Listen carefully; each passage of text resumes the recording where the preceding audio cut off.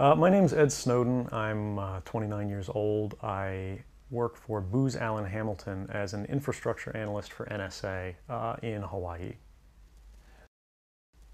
What are some of the positions that you held previously within the intelligence community? I've been a systems engineer, systems administrator, senior advisor for the Central Intelligence Agency, solutions consultant, and a telecommunications information systems officer.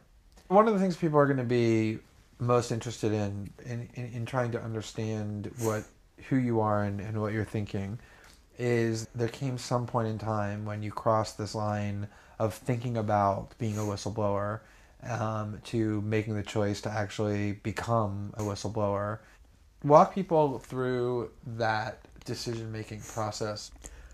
When you're in positions of privileged access, like a systems administrator for these sort of intelligence community agencies, you're exposed to a lot more information on a broader scale than the average employee.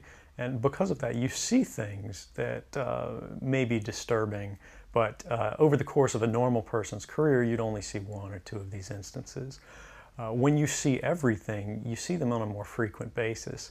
And you recognize that some of these things are actually abuses. And when you talk to people about them, in a place like this where this is the normal state of business, people tend not to take them very seriously and move on from them. But over time, that awareness of wrongdoing sort of builds up, and you feel compelled to talk about it. And the more you talk about it, the more you're ignored, the more you're told it's not a problem, until eventually you realize that these things need to be determined by the public, not by somebody who was simply hired by the government. Talk a little bit about how the American surveillance state actually functions.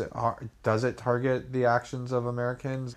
NSA and the intelligence community in general is focused on getting intelligence wherever it can by any means possible that it believes, on the grounds of sort of a self-certification, that they serve the national interest.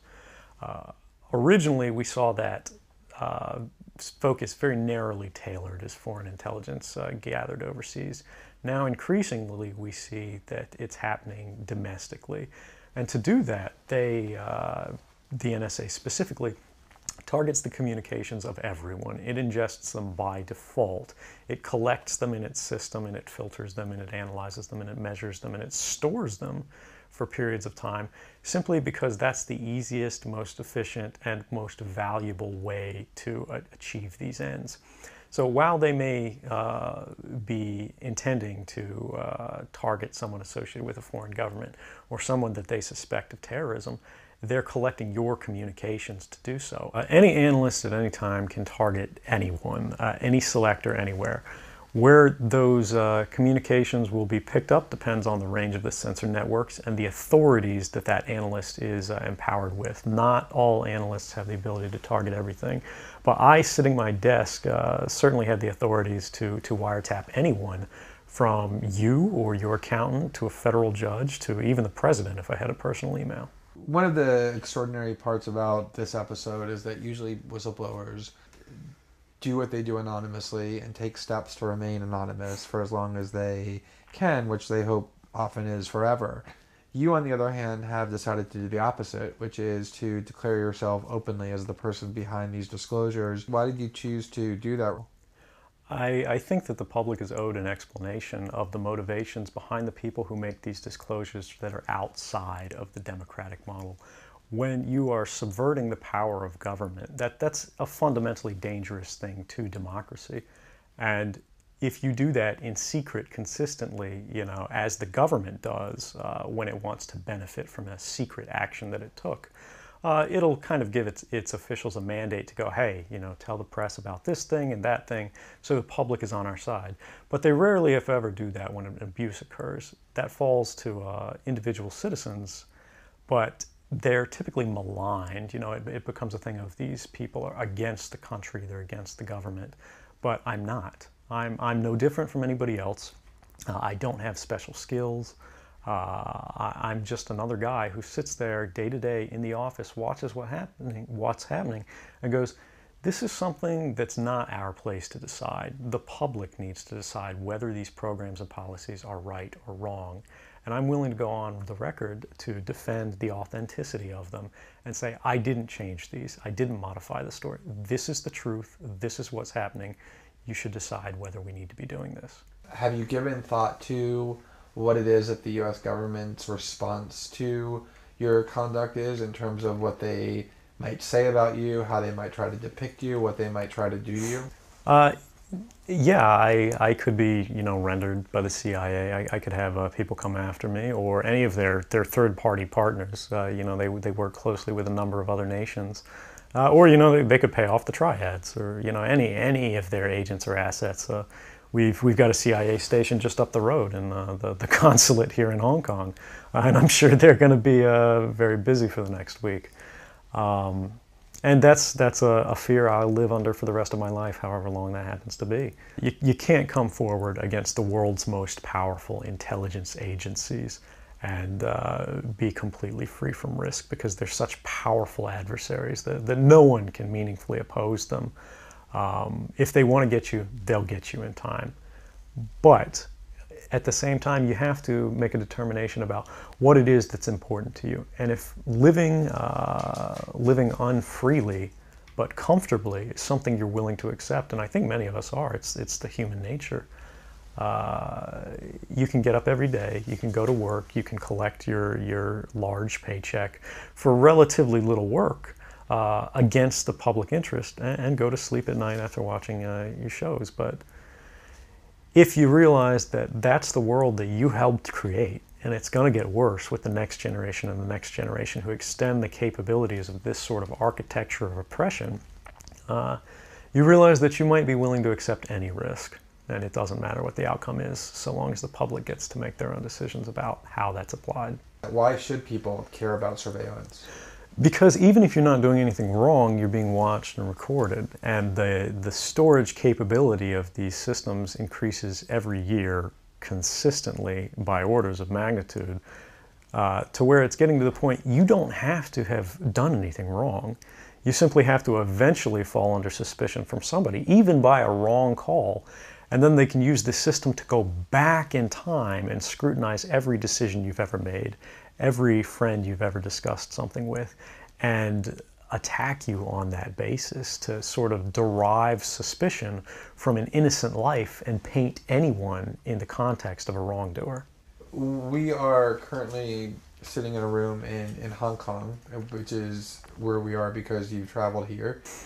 Talk a little bit about why it is that you came here, and specifically there are going to be people who will speculate that what you really intend to do is to defect to the country that many see as the #1 rival of the United States, which is China, and that what you're really doing is essentially seeking to aid an enemy of the United States with which you intend to seek asylum. Can you talk a little bit about that? Sure. So there's a couple assertions in those arguments that are sort of embedded in the questioning of the choice of Hong Kong.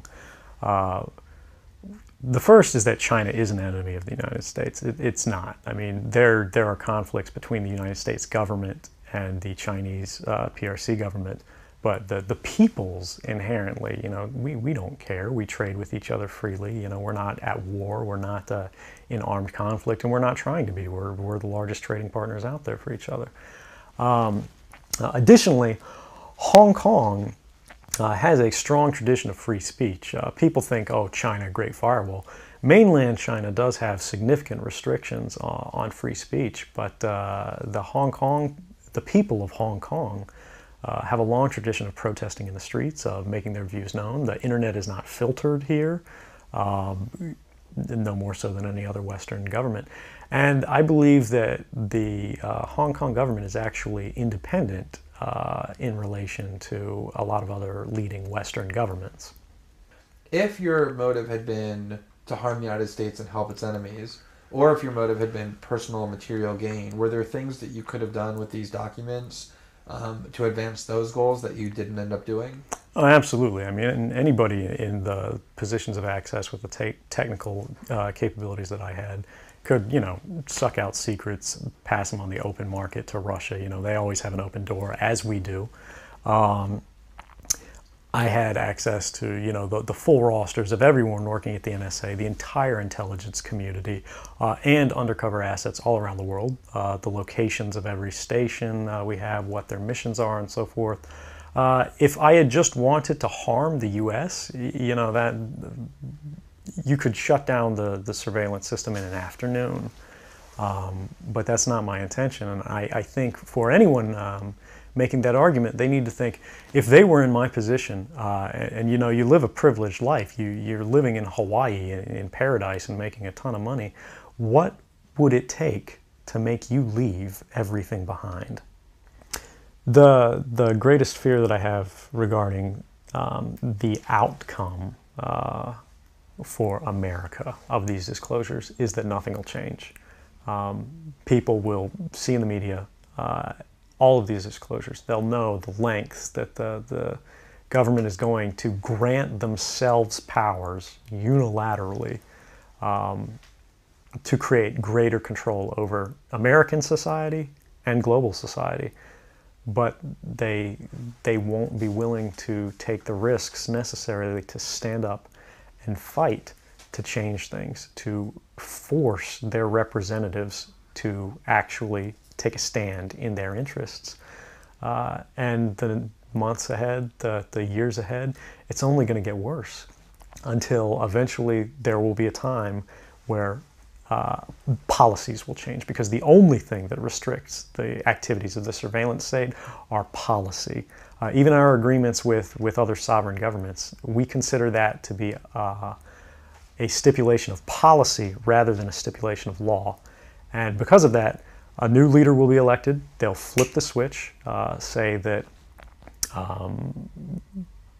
because of the crisis, because of the dangers that we face in the world, you know, some new and unpredicted threat, we need more authority, we need more power, and there will be nothing the people can do at that point to oppose it, and it'll be turnkey tyranny.